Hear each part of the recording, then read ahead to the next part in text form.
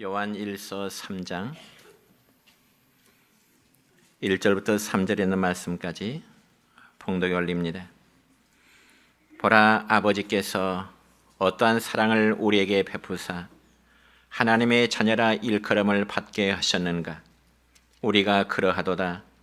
그러므로 세상이 우리를 알지 못함은 그를 알지 못함이라.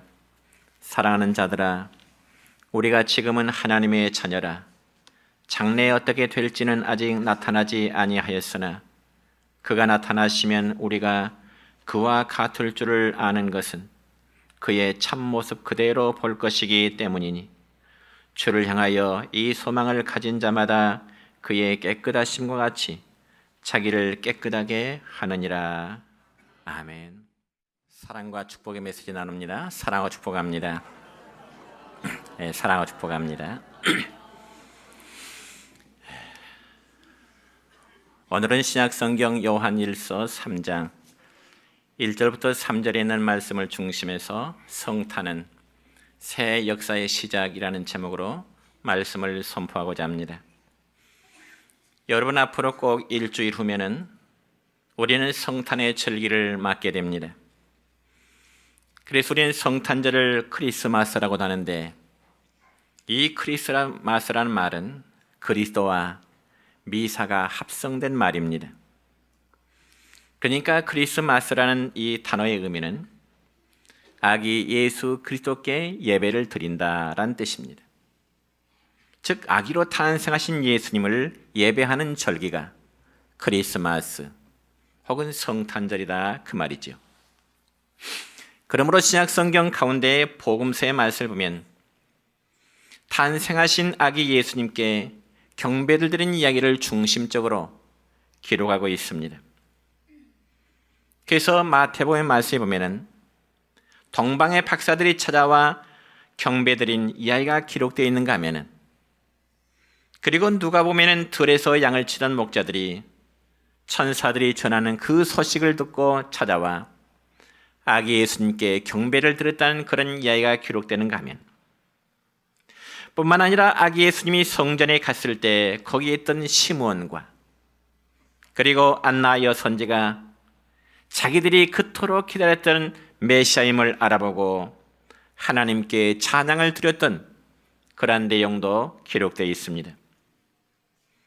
그러므로 이들은 첫 번째 성탄절을 맞이하여 아기 예수님께 경배를 드린 대표자들입니다. 그런데 이처럼 첫 번 성탄을 맞이한 이들은 아주 다양한 여러 계층의 사람들이었습니다. 다시 말씀드려서 동방 박사들처럼 이방인이 있는가 하면, 또한 성전에 머물며 일생을 경건한 생활로서 살아온 시므온이나 안나 여선지 같은 유대인들도 있었습니다. 뿐만 아니라 유대인이면서도 율법을 알지 못한 채 그날 가난하게 살아가는 양을 치는 목자들도 있었습니다. 그러므로 그들이 첫 번째 성탄절에 아기 예수님께 경배를 드렸던 주역으로 나타나고 있는 것은 그들이 각각 천사로부터 계시를 받았기 때문에 그렇습니다. 그러면 과연 그들은 어떤 계시를 받았을까요? 먼저 동방 박사들은 이상한 별의 움직임을 보고 찾아왔고요. 또한 목자들은 천사들이 전했던 그 소식을 듣고 아기 예수님을 찾아왔을 뿐만 아니라, 또 시므온과 안나 여선지는 성령의 감동으로 아기 예수님을 알아보았다는 것입니다. 그래서 금년에도 여전히 우리에게는 성탄의 절기를 맞이하게 됩니다. 그러면 과연 예수님의 성탄이 오늘 우리에게는 어떤 의미가 있을까요? 결론부터 먼저 말씀을 드리자면, 만일 우리 주님이 저와 여러분을 위해서 이 세상에 오시지 않았더라면 우리는 죄의 노예가 될 수밖에 없고, 우리가 죄 때문에 영원한 하나님의 저주 아래 있을 수밖에 없는 것입니다. 그러나 만왕의 왕 되신 그 거룩하신 하나님이 사람의 몸을 입으시고 이 세상에 오셨기 때문에 우리 이제 하나님의 백성이 되고요, 거룩한 나라가 되고요, 이제는 왕 같은 제사장이 된 것입니다. 그러므로 예수님의 탄생은 인류 역사 가운데 천지 창조의 사건과 함께 가장 커다란 사건이요, 우리에게는 엄청난 축복의 사건인 것입니다. 그리고 새로운 역사가 시작되는 그러한 의미가 있기도 합니다. 그렇다면 구체적으로 예수님의 성탄이 우리 각자에게는 어떤 관계성이 있을까요? 첫째로 하나님의 사랑이 그리스도를 통해서 우리에게 나타내신 바 된 것입니다. 여러분, 오늘 본문 1절 하반절의 말씀에 보면 사도 요한은 우리에게 이러한 교훈을 주고 있습니다. 같이 읽습니다. 보라, 아버지께서 어떤 사랑을 우리에게 베푸사 하나님의 자녀라 일컬음을 받게 하셨는가. 아멘. 그러니까 여기 아버지란 곧 하나님 아버지를 의미합니다. 그래서 그 하나님은 창조주의 하나님이시오, 그 하나님은 전능하신 하나님이시오, 우리가 믿는 바의 하나님은 영광의 하나님이시오, 그분은 광대하신 하나님, 영원하신 하나님, 그분은 변치 아니하신 신실하신 하나님이신데 그분이 곧 우리 모두의 아버지가 되신 것입니다. 이런 위대하신 하나님께서 세상에 아무 쓸데없는 우리들을 당신의 자녀로 삼아주셨으니 이 놀라운 사랑을 우리가 받게 된 것입니다. 그러나 여러분, 돌이켜보면 우리 인간이라는 것이 별것 아닌 것입니다. 물론 인간의 존재가 소중하지 않다는 말이 아니라 사람이라면 어느 누구나 다 허물이 있고요, 죄가 있는 존재라는 말입니다. 그런데 이처럼 별것 아닌 우리에게 하나님은 큰 사랑을 베풀어 주셨는데 그 큰 사랑이란 저와 여러분, 우리 모두를 위해서 자신의 독생자 예수 그리스도를 보내주시는 그 사랑인 것입니다. 여러분, 세상에서 가장 귀한 것이라면 여러분은 무엇이라고 생각하십니까? 물론 어떤 분은 말할 것입니다. 경제적인 부유함이라고 말할 것입니다. 또 어떤 분은 말할 것입니다. 아마 이 세상에 가장 귀한 것이라면 각자의 건강이라고 말할 것입니다. 어떤 분은 값비싼 보석이라고 말할 수 있겠죠. 물론 다 귀중한 것들입니다. 경제적인 부유함, 그리고 우리 각자의 건강, 그리고 금은 보석 다 귀한 것들입니다. 그러나 정상적인 부모, 그리고 정상적인 자식이라면, 세상에서 가장 귀한 것이라면 역시 부모의 입장에서는 사랑하는 자식일 것입니다. 자식의 입장에서는 낳아서 기르신 부모님이실 것입니다. 그와 마찬가지로 하나님께서도 그 아들 예수님은 너무나 귀한 존재였습니다. 그럼에도 하나님은 가장 아끼고 사랑하시던 그 예수님을 죄인된 저와 여러분을 위해서 이 세상에 보내주심을 믿으시길 바랍니다. 뭐 하시려고요? 저와 여러분이 죄를 대신해서 십자가에 달리시도록 하시기 위한 것입니다. 아마 예수님을 이 세상에 왕으로 군림하시기 위해서 하나님이 예수님을 이 세상에 보내셨다면 어쩌면 하나님의 마음도 무척 기쁘셨을 것입니다. 그러나 예수님의 오심은 절대적인 권력을 가지고 이 세상을 호령하시기 위한 권력자로 오심이 아니고요, 예수님은 십자가에 달리심을 받기 위해서 하나님의 보내심을 받게 된 것입니다. 그래서 예수님은 우리 각자가 짊어져야 될 죄의 저주와 형벌을 대신 담당하시고 결국은 골고다 언덕의 십자가에서 우리의 죄값을 대속하시기 위한 화목제물이 되어주신 것입니다. 그러므로 하나님이 그 아들 예수 그리스도를 우리를 위해서 보내신 그날이 바로 성탄절이라 그 말입니다. 그날이 바로 거룩하신 하나님이 사람의 몸을 입으신 바로 성육신하신 날인 것입니다. 그래서 성탄절은 인간 역사에서 가장 고귀한 날입니다. 그럼에도 오늘 우리는 성탄절의 본래 의미를 많이 잃어버린 듯 싶습니다. 화려한 조명과 정말 경쾌한 캐롤은 있지만 진정한 성탄의 분위기를 찾아보기란 날이 갈수록 더 힘든 현실입니다. 오히려 산타크로스라든지 그리고 루돌프 사슴이 정작 성탄절에 주인공 노릇을 하고 있는 실정입니다.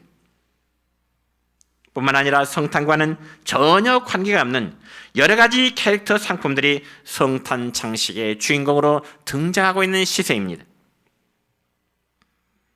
그러나 정작 성탄의 주인공인 아기 예수님이 그려져 있는 그런 카드를 찾기는 힘듭니다.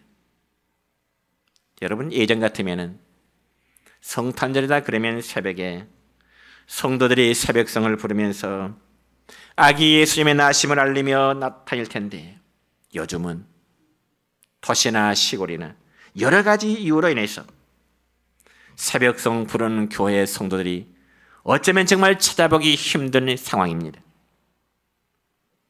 여러분의 성탄절은 아기 예수님께서 우리를 위해서 이 세상에 오신다는 그 사실을 잊어서는 안 됩니다. 그래서 하나님의 아들이신 예수 그리스도는 말 구유에서 육신의 자신의 삶을 시작하셨고요, 예수님은 십자가에서 자신의 모든 삶을 마감하시게 된 것입니다. 세상에 이처럼 기구한 삶이 어디 있겠습니까?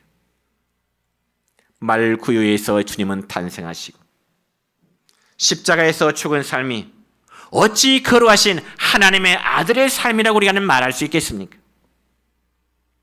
그럼에도 예수님은 우리를 구원하시고자 해서 하늘의 보좌를 다 버리시고요, 말 구유에서 자신의 삶을 시작하시고 십자가에서 자신의 삶을 마감하시게 된 것입니다. 이처럼 성탄절은 죄인인 우리와 함께 하시고자 임마누엘이라고 하는 이름을 가지고 예수님이 우리 가운데 오신 날이 바로 성탄절인 것입니다. 그럼 우리는 이 성탄절에 그 누구를 가릴 것 없이 놀라우신 하나님의 사랑을 우리는 발견할 수 있어야 되는 것입니다. 그래서 오늘 본문 1절 첫 부분의 말씀을 보면 이렇게 기록되어 있습니다. 보라, 아버지께서 어떠한 사랑을 우리에게 베푸사. 하나님께서 넘치는 사랑을 우리 각자에게 베풀어 주신 것입니다. 그런데 우리는 하나님께서 독생자 예수님을 내 자신을 위해서, 아니 우리 모두를 위해서 보내주심이라는 감사의 고백이 성탄절을 맞이할 때 여러분의 마음이 되시기를 축원합니다. 여러분, 그럼에도 무지몽매한 인간들은 이 놀라우신 하나님의 사랑을 모릅니다. 그러면서 말하기를 예수님은 이 세상에 하나의 종교의 창시자로만 알고 있다니 얼마나 안타깝습니까? 예수님은 종교의 창시자가 아닙니다. 예수님은 하나님은 죄인들을 사랑하시는 하나님의 선분의 표현이지, 예수님은 결코 종교의 창시자가 아닙니다. 참으로 성탄절의 예수님은 하나님께서 우리에게 영원한 생명을 주시려고 보내신 하나님 사랑의 표현이, 거룩하신 하나님이 사람의 몸을 입으시고 우리 가운데 오신 예수님의 모습인 것입니다. 그러니 우리는 예수님만을 바라봐야 되고요, 그분만을 믿으시기를 축원합니다. 왜냐하면 그 예수님은 우리의 길이요 그리고 진리요 생명이 되시기 때문에 그렇습니다.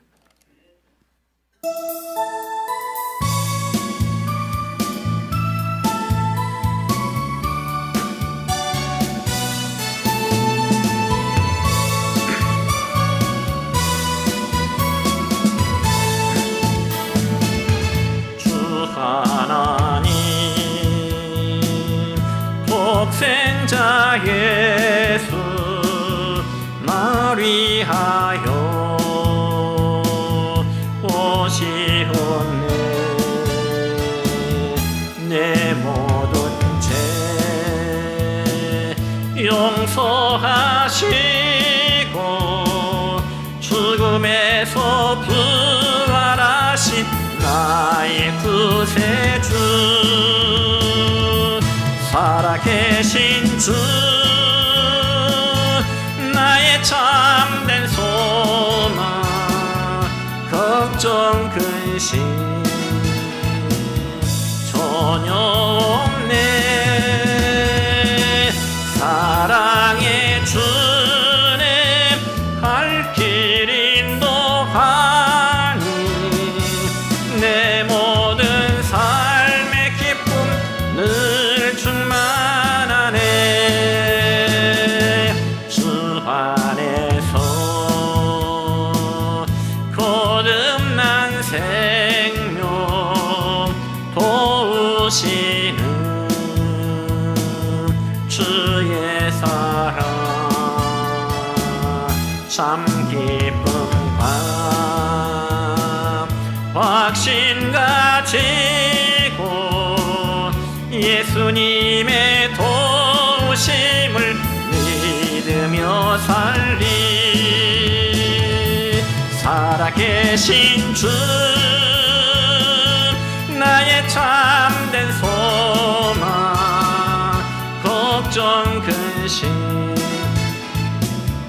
전혀 없네 사랑의 주님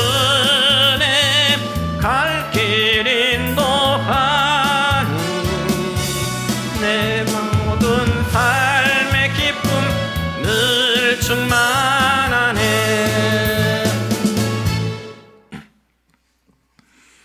두 번째, 우리는 예수님 때문에 하나님의 자녀가 되었습니다. 다시금 본문 1절에 보면 보라 아버지께서 어떠한 사랑을 우리에게 베푸사 하나님의 자녀라 일컬음을 받게 하셨는가. 아멘. 여러분 하나님의 자녀이십니까? 믿으십니까? 그러니까 우리가 하나님의 자녀가 되는 것은 그분의 사랑 때문이라는 것입니다. 그분의 사랑 때문에 저와 여러분은 하나님의 자녀가 되는 것입니다. 저와 가까이 지내는 목사님 한 분이 있는데요. 그분은 원래 남매를 낳아서 기른 후에 또 늦게야 딸아이 하나를 입양해서 기르고 있습니다. 물론 입양해서 기른 그 어린아이가 지금은 대학생이 되었습니다마는 그렇다면 입양된 그 아이가 자신이 원해서 목사님의 딸이 되기를 원했을까요? 전혀 그렇지 않습니다. 그 아이가 목사님의 가정에 딸로 입양된 것은 그 아이를 선택한 목사님 부부의 사랑 때문인 것입니다. 그와 마찬가지로 우리가 하나님의 자녀됨도 그렇습니다. 본래 우리 모든 인간은 아담의 범죄로 인해서 저주를 받게 되고 모두가 다 하나님 앞에 원수된 모습이었습니다. 그런데 여러분이요, 우리가 세상을 살면서 느끼게 되는 것은 만약 내 주변에 어떤 사람이 매일매일 나를 비방하고 나를 저주한다면 그 고통이란 이루 말할 수 없을 것입니다. 그렇다면 하나님의 저주 아래 놓인 인간의 삶이란 어떠할까요? 더 이상 말할 여지가 없겠죠. 하나님의 저주 아래 놓인 인간의 삶이란 것은 결코 소망이 없습니다. 그래서 하나님의 아들이신 예수님이 이 세상에 오셔서 십자가의 피를 흘리시고 죽으심으로 우리가 받은 모든 죄의 대가를 주님이 홀로 담당하시게 된 것입니다. 그래서 우리는 그 사실을 믿음으로 고백하게 되면 더 이상 우리는 하나님의 저주 아래 있는 것이 아니라 하나님의 은혜 안에서 하나님의 자녀가 되는 특권을 얻게 되는 것입니다. 그래서 신약성경 요한복음 1장 12절의 말씀 보면 이런 말씀이 있습니다. 시작. 영접하는 자 곧 그 이름을 믿는 자들에게는 하나님의 자녀가 되는 권세를 주셨으니 아멘. 여러분은 하나님의 자녀이십니까? 여러분의 마음으로 고백하십니까? 그렇습니다. 예수님을 우리의 마음속에 영접하는 자들에게는 하나님의 자녀가 되는 이 놀라운 권세, 특권을 하나님이 우리에게 주신 것입니다. 여러분, 세상에서도 지체가 높은 분들의 자녀가 된 사람들은요, 많은 특권을 누리게 되는 법입니다. 그리고 재벌의 자녀들은요, 그냥 그 집안에서 태어났다는 그 이유 하나만으로도 많은 유산을 자연스럽게 물려받게 되지요. 그래서 그들은 젊은 나이에도 불구하고 큰 재벌의 총수가 될 수 있는 것입니다. 뿐만 아니라 유명한 권력가들의 자녀들은 어린 나이에도 불구하고 아버지의 후광으로 온갖 권세를 누릴 수 있게 되는 것입니다. 여러분, 대표적인 예로 과거 우리나라 대통령의 자녀들이 온갖 권세를 누렸기 때문에 소위 아버지는 대통령, 그리고 자식들은 소통령이라고 하는 그런 구설수에 오르내리게 되어 있습니다. 그러니까 이처럼 우리가 세상을 살다 보면은 아버지의 배경은 곧 자녀들의 인생을 결정하는데 가장 중요한 요인이 될 때가 있습니다. 그렇다면 저와 우리 모두는 어떨까요? 우리는 이 세상에서 최고로 행복한 사람이라는 자부심을 가져야 되는 것입니다. 왜냐하면 바로 전능하신 하나님이 저와 여러분의 아버지가 되어주시기 때문에 그렇습니다. 그리고 우리는 하나님의 크신 은혜로 하나님의 자녀가 되는 권세를 부여받게 되었지요. 그러면서 절대자 하나님 앞에 나가서 우리는 무엇이든지 다 믿음으로 구할 수 있습니다. 아버지, 아버지.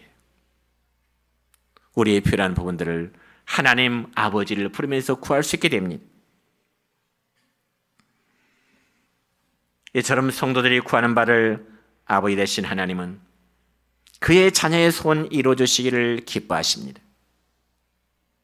여러분의 옛말에 자식을 등이 없고 말 노릇을 해봐야 어른이 된다고 하는 어른들의 말씀이 있습니다. 자식을 등이 없고 말 노릇을 해봐야 어른 된다, 이 말이 무슨 의미일까요? 그래서 바로 자식을 기쁘게 하기 위해서는 무엇이든지 해주려 하는 것이 바로 아버지의 심정, 부모의 심정이라는 말입니다.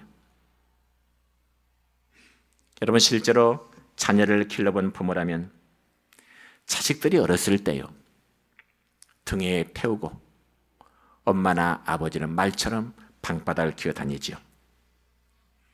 그러면 등에 타고 있는 자식들은 어때요? 좋아하지요. 그래서 아빠 더 빨리 가라고, 엄마 더 빨리 가라고, 때로는 아빠의 귀를 잡아 당기기도 하고요, 아빠의 몸을 치기도 합니다. 그럼에도 등에다 자식을 태우고 방바닥을 기는 부모의 마음은 어때요? 고통스러워요? 기분 나빠요? 아니잖아요. 등에 올라탄 자식이 아빠의 귀를 잡고 잡아당기면서 아빠 더 빨리 가 해도 아빠의 마음은 기쁩니다. 엄마도 그렇고요. 왜 그럴까요? 그게 바로 자식에게 기쁨을 주고자 하는 아버지, 어머니, 즉 부모의 심정이기 때문에 그렇습니다. 부모의 마음은 자식들에게 기쁨을 주고자 하는 마음이 있습니다. 그와 마찬가지로 우리 하나님도 성도들의 아버지가 되셔서 자녀들이 구하는 바를 들어주시기를 기뻐하시는 하나님이십니다. 믿으시기 바랍니다. 세 번째, 우리는 이제는 하나님의 자녀답게 살아야 됩니다. 여러분, 우리가 하나님의 자녀라는 이 놀라운 권세를 얻었지만은, 그러나 세상에 믿지 않는 불신자들은 우리가 하나님의 자녀라는 이 사실을 믿으려고 하지 않지요. 긍정하지 않습니다. 또한 우리가 하나님의 자녀라고 하는 어떤 증명서를 가지고 다니는 것도 아니잖아요. 그럼에도 우리가 하나님의 자녀라고 거저오면 세상의 불신자들은 우리의 이 권세를 별것 아닌 것으로 보고요, 조롱하고요, 때로는 괄시하기도 하지요. 게다가 예수님을 믿는다는 사실 하나만으로 때로는 말로 핍박을 당할 수 있습니다. 그렇다고 해서 여러분이요, 우리가 하나님의 자녀가 된 사실을 우리는 숨기거나 우리는 부끄러워할 필요가 없습니다. 오히려 그럴수록 우리는 하나님의 자녀답게 더욱 당당하게요, 그리고 깨끗하게요 살아갈 수 있기를 축원합니다. 그러니까 문제는 우리가 답게 살아가는 것입니다. 하나님의 자녀답게 살아가는 것입니다. 여러분, 부모답게 살아간다든지 또 자녀답게 살아간다는 것은 부모가 부모 노릇을 제대로 하는 것이고요. 자녀답게 살아가는 것은 자식이 자녀답게 자녀의 노릇을 다 하면서 살아가는 것이 자식의 도리죠. 그리고 교회에서는 직분자답게,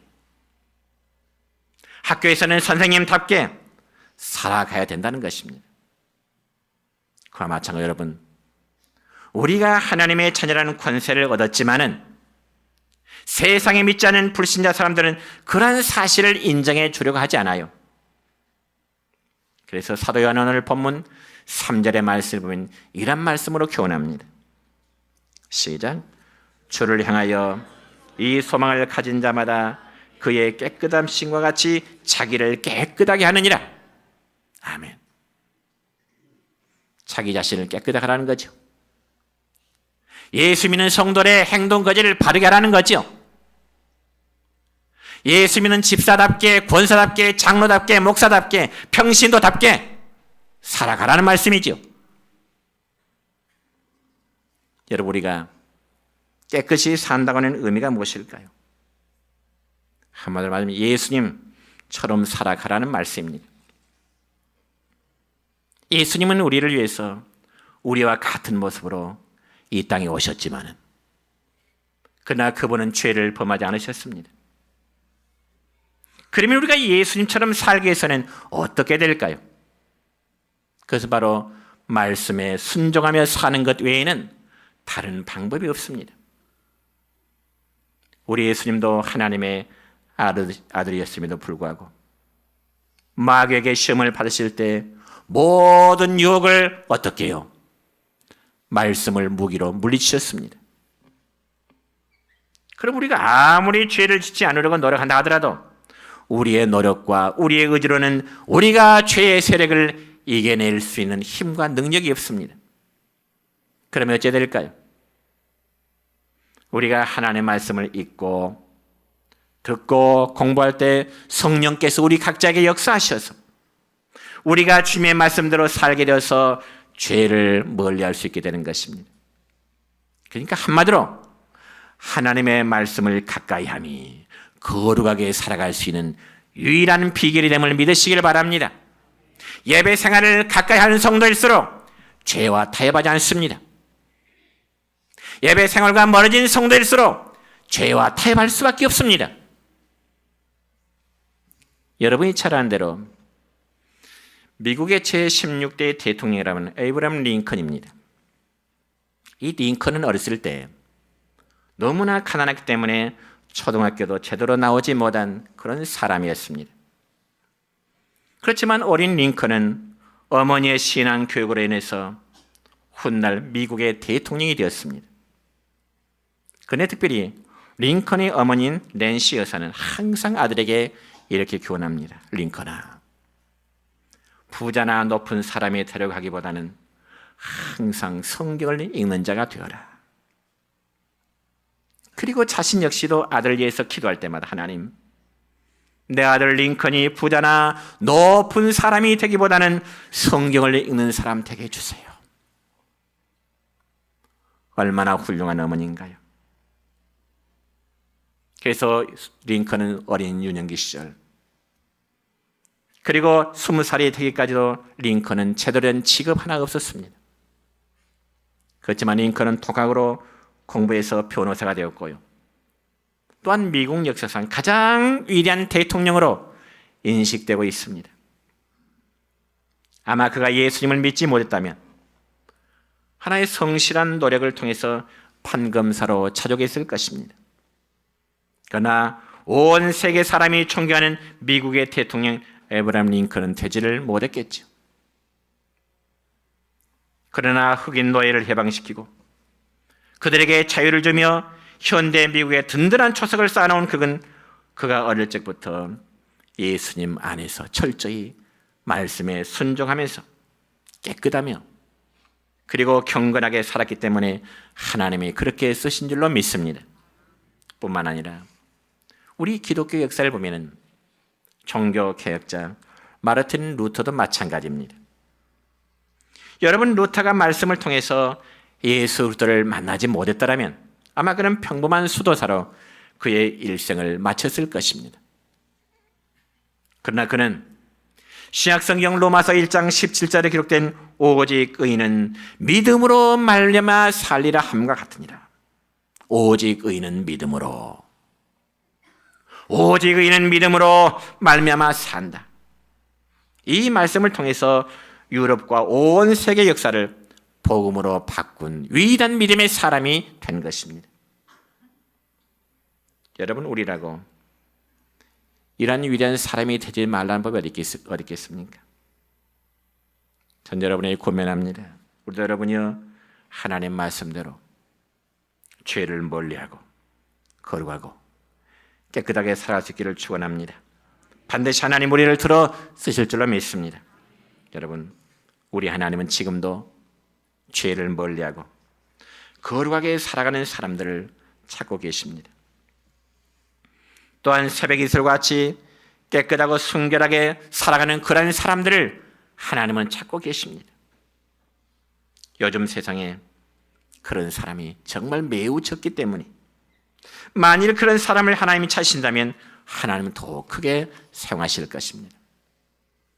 요즘 우리 각종 언론 매체를 통해서 우리 한국 기독교회와 기독교와 교회를 향한 매서운 비판과 질타가 요즘 쏟아지고 있습니다. 그래서 어떤 분은 말하기를 종교개혁자 마르틴 루터가 다시금 한국 교회에 태어나야 한다고 한국 교회를 향하여 쓴소리를 하고 있습니다. 물론 그러한 보도에는 너무 일방적으로 기독교와 한국 교회를 왜곡해서 보도하는 부분도 있습니다만은, 하지만 안타깝게도 우리 한국 교회가 인정할 수밖에 없는 많은 문제들도 있는 게 사실입니다. 예를 들어 오늘날 교회 안에 너무나 교권 중심이 많다는 거죠. 교회 안에. 또한 교회의 호화로움 속에 그 내면은 성도들의 삶이 세속화되어져 가고 있다는 현실도 있습니다. 뿐만 아니라 요즘에는 대형 교회 목회자가 자기 아들을 후임자로 세워서 교회 세습이라고 하는 그런 비난도 받고 있는 게 현실입니다. 그리고 오늘날 이러한 한국교회의 모습은 예수님 당시 예루살렘 성전의 상과 너무나 흡사하다고 볼 수밖에 없습니다. 그래서 예수님은 성전의 화려함 속에 종교적으로 부패함을 보시고 주님은 눈물을 흘리신 것입니다. 이제 말씀했습니다. 다가오는 예수님의 성탄은 화려함이 아니었습니다. 그저 낮고 천한 말구유 위에서의 탄생이었습니다. 그렇다면 우리도 근본 성탄을 맞이하면서 다시 한번 우리들의 모습을 낮추면서 아기 예수님을 높여 경배드리는 그런 절기가 될 수 있기를 주님의 이름으로 축원합니다.